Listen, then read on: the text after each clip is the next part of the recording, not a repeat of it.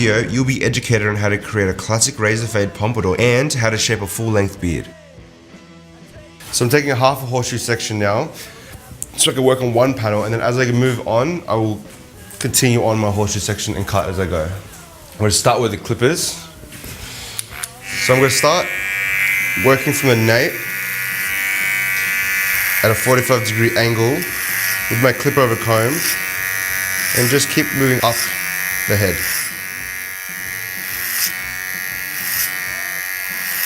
Just keep working backwards at a slight angle, working towards the occipital bone. So from the hairline down to the occipital bone. That's my goal.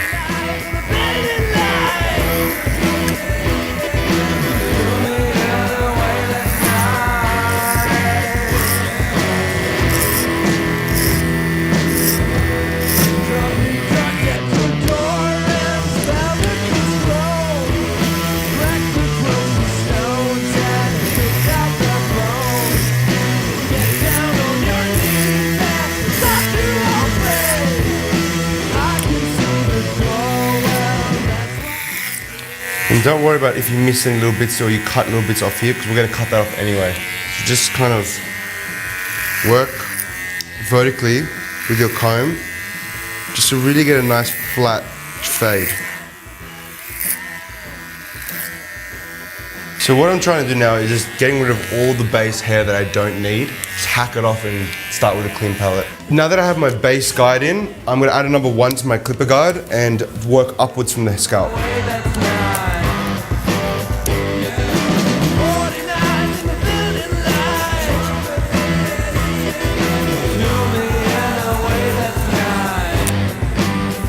Still following the diagonal shape to his occipital bone that I've created.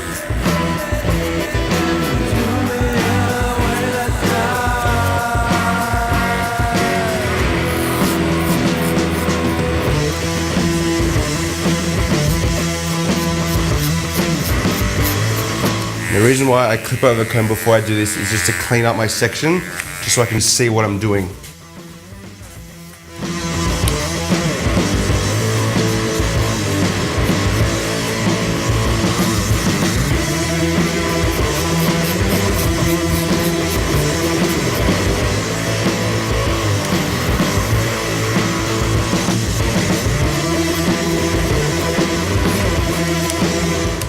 Now that I've done the sides, I might just clip up the top just to get that out of my way while I take vertical sections around the perimeter.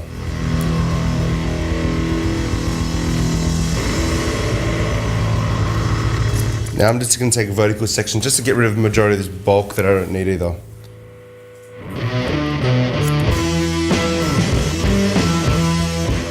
As you move forward, slightly pivot your angle towards the hairline just to conserve length at the very furthest part of the hairline.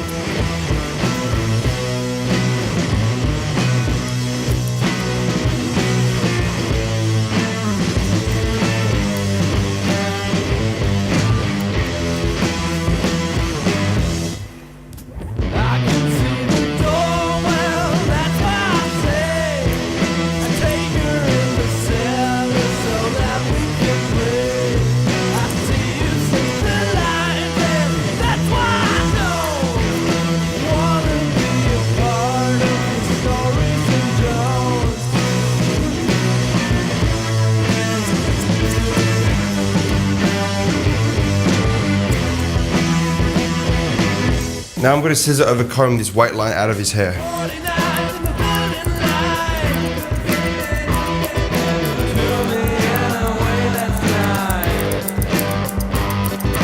Try to move the comb very slow and the scissors very fast. That way you get a very clean blend. If you move the comb too quickly, you'll see notches and lines in the hair.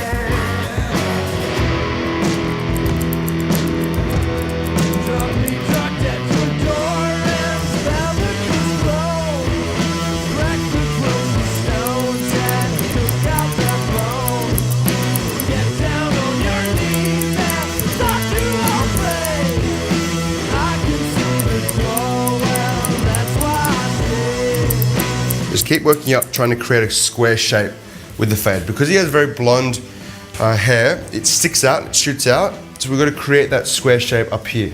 I'm going to scissor over comb all the way up to make a nice square shape, just like this. I like to work downwards from the head. I don't like to work up. When I work up, I tend to create lines. So I work downwards to avoid that. So I work from longer to shorter. So I'm going to knock this line out and square up the hair all the way around.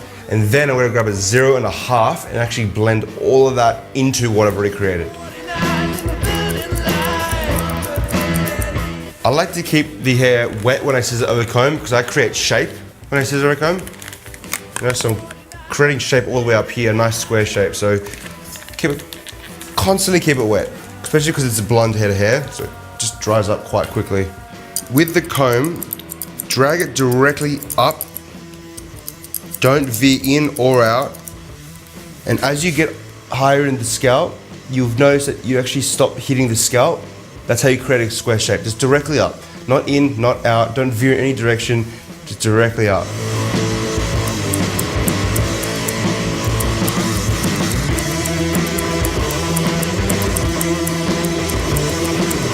I like to keep a rhythm when I scissor over comb, so I never stop snipping my scissors. Otherwise I'll kind of lose the rhythm. It's like a drummer. Got to keep a rhythm, a beat in your head to keep the scissor going. It's not completely random, even though it looks kind of random, what I'm doing, it's not. I have this rhythm and this idea of how I'm snipping in my head. So, the reason why I spin the hair around or use mirrors to use my to see my angles is just the silhouette. The silhouette tells you what is shape, what shape is good and what shape is bad, what to cut and what not to cut. So I can see that I need to cut a little bit more off these little corners here, but I won't touch that just yet, because I'm going to do that when the top comes down. There are little bits and pieces here and there, but I'm actually going to go over that later with the clipper of a comb. But for now, I'm actually going to go 0.5 around the corners here, on the edges.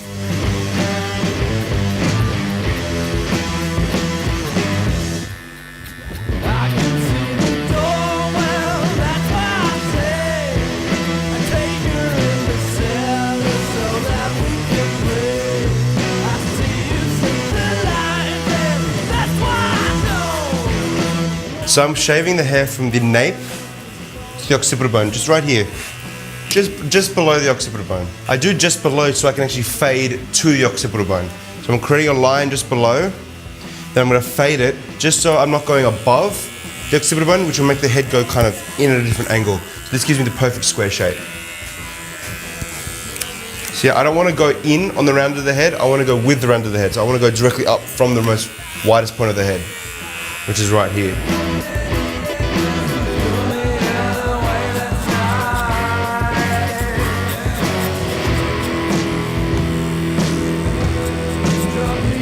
So I'm creating an intentional line to show as a guide. So this line in here that I've created is very intentional. This will create a guide for me to follow all the way through the other side of the head. So yeah, so now, if I didn't have this line right here, I wouldn't know where to actually finish my line.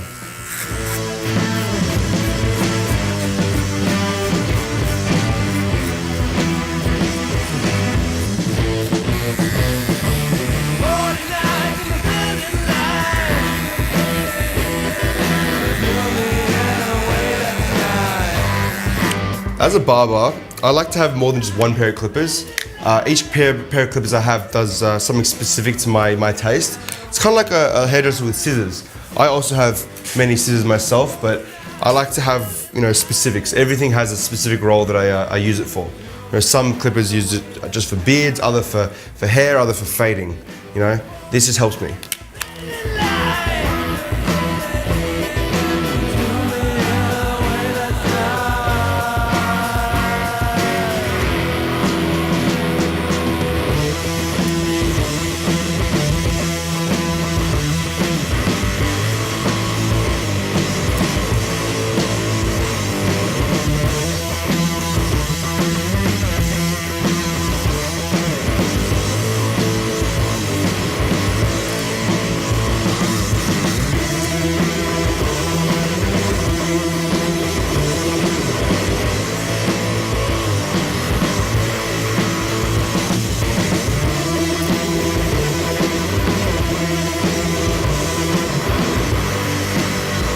now that I've created the shape that I wanted and the desired length, I'm actually going to just keep refining the shape. It's a bit through here, a bit through there, just to complete the sides.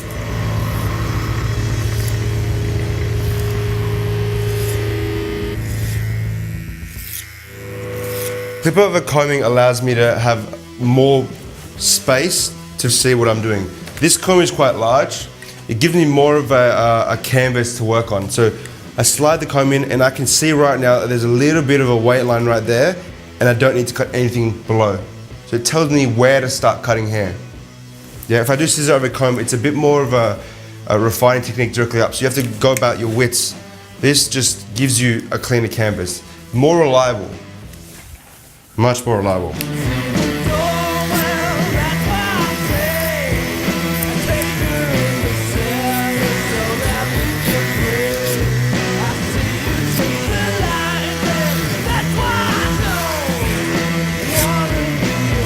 Done. So I work up and down in different ways. But in doing that, it gives me a better fade, as you can see. And normally for me, because I'm trained in it actually takes me no time to cut hair at all. It's actually quicker. I tend to use all of my tools in a unique way. Everything has a purpose and has a reason for use. And yeah, that's the end result of the fade. All right, now we're gonna start with the top. This length's gonna come off now. So what I'm gonna do is I'm gonna take horizontal sections and connect it back into what I've already cut. Okay, so I've left length up here for the particular reason of blending it in. Yeah, all back. Everything is gonna meet this point. Okay, so everything's gonna come back. Obviously, gotta keep it nice and wet. Horizontal sections, starting from the back, working backwards. So everything is gonna meet this one first section.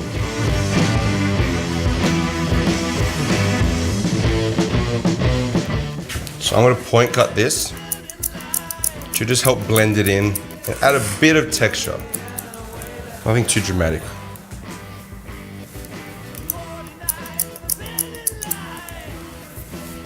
I like to blunt cut just to soften up the line that I've created, just so it's not so blunt and harsh. And then I quickly just connect it so it doesn't look like it's all clumpy and weird. So cutting everything directly back. Pulling everything into the crown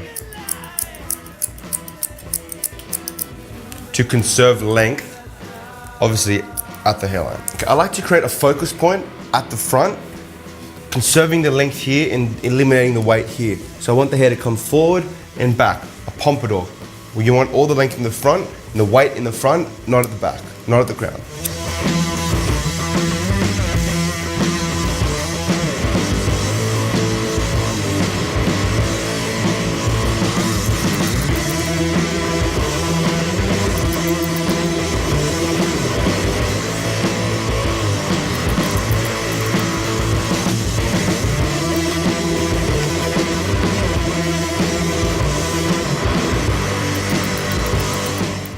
This way you get the length the client requested. If you remember the amount of length we said we're going to take off, you give them that length they request, yet taking a lot of this off without them really noticing.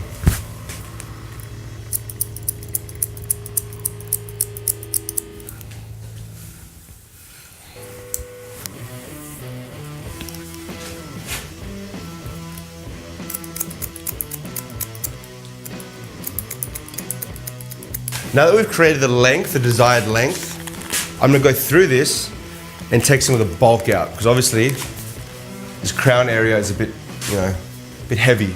I'm literally just grabbing rough sections, yeah, and just deep point cutting, getting that bulk out, because the bulk will weigh it down and certain parts will stick up, certain parts will sit flat. So when that happens, the parts that are sitting flat accentuate what sticks up. So you'd rather just blend it all in together from the side up into the top. Kind of like this, yeah?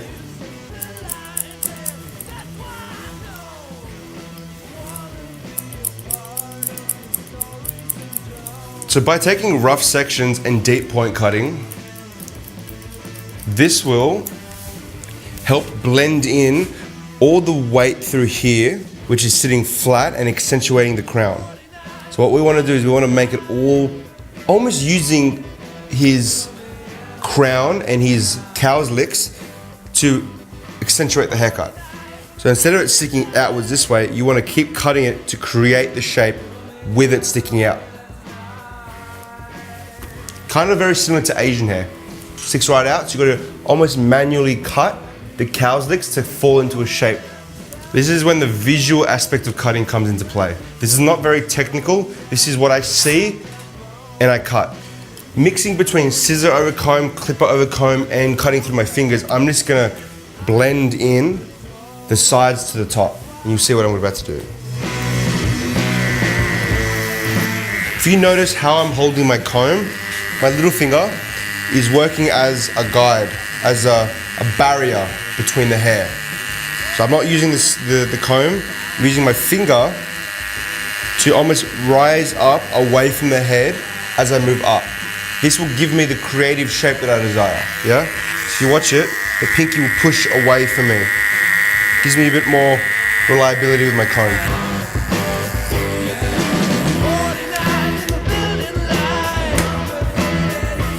I like the amount of weight he has in his hair. He doesn't have too much bulk. So I just want to add a bit of texture and a bit of, and reduce a bit of the weight. So now that I've gotten the desired look, the desired finish, just keep the hair off the face and then start the beard. I don't like to, style the hair and then go down to the beard, because when you style the hair, it kind of just indicates you finished. So before I style, we'll do this beard and then I'll style. Before I do the beard, I always like to keep a bit of oil in there. Gives it a bit of hydration. It actually allows you to really visualize the haircut, so you can comb it out, comb it through, and it really puts it into its position before you cut. So I'm using the SEB Man Groom right now. 2 good dollops. Does the trick right. And really work it in. You rather get it from roots to ends, scratch into the scalp, really work that in, yeah? Not just the beard. It's very good for your skin too. So scratch it in, really comb it through with your fingers, spread it out, circular motions, really work it in there. And then just brush it into its natural state. And then comb it through. Comb it into the position you want to cut it in. Yeah? You can kind of see the shape taking form as you comb it out. I'm going to start with this area of the beard. Holding the comb out at an angle will prevent me from cutting any length by accident. So we want to conserve this length, not cut it. So you just want to feather all this off.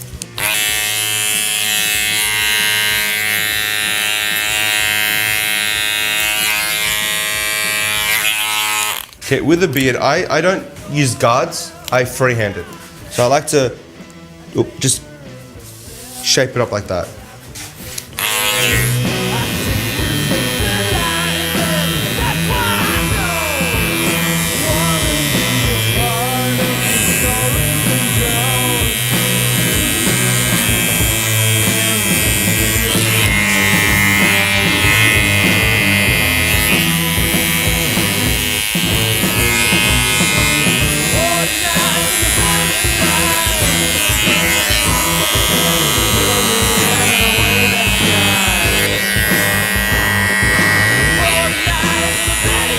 So, holding the clippers upside down like this and going downwards just feathers out all the hairs that are sticking out. Not getting rid of the length, getting rid of all the frizz and fluff.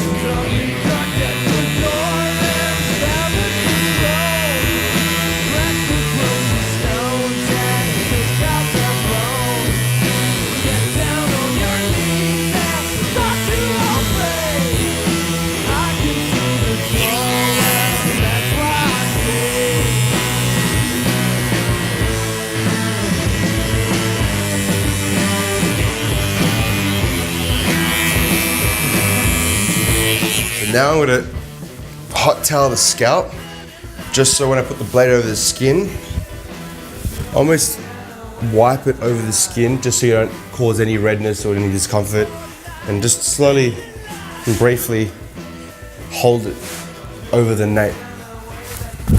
You just want to heat up the skin, you don't want to burn the skin. Okay, so once you put a hot towel over the skin to really soften and relax the skin and clean all the cream off it, you're essentially done. You just need to finish it off with the protector, which is a really cool shaving cream. Keeping some boiling water around is key. And I like to use a brush, obviously. So I like to have a little bowl handy and really work this into the cream using circular motions. Using a brush and a bowl really helps bring out the best of the product's performance on the skin. Lather the skin up in circular motions, like so. We're not going too high up, we're only going around the edges. So just nothing above the occipital bone. Like you would shave a beard, just stretch the scalp up as tight as you can and very softly, gentle strokes, short gentle strokes. When you shave, you'd rather keep the skin nice and stretched out, almost flat, just so when the blade runs over the skin, you're not going to cut or graze over a bump. So when the blade goes over a flat surface, it cuts perfectly, all right?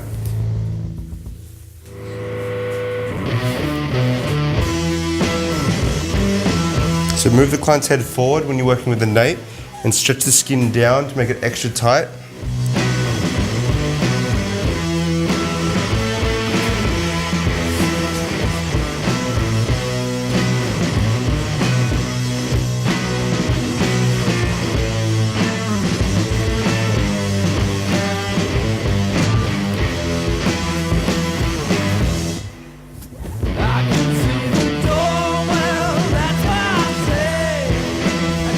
Finish off with the gent.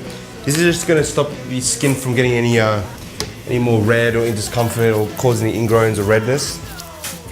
Just get that in there. Really massage it into the scalp. You really want to push that product into the pores.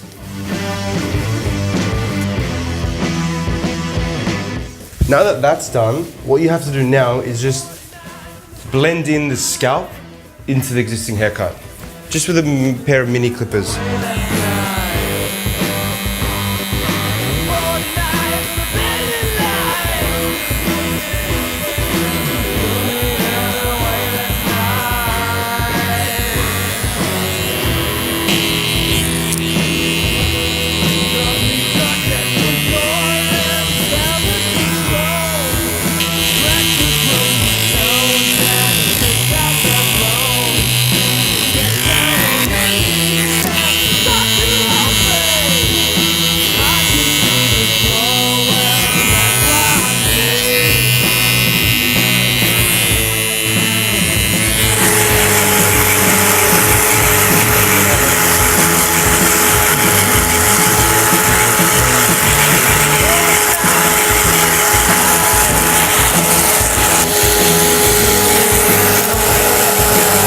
Today I'm going to be using the Hero, which is a really strong hold, very reworkable gel.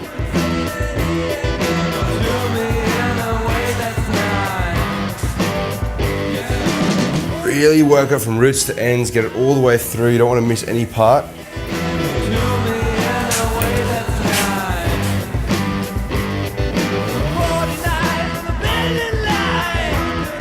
That's it.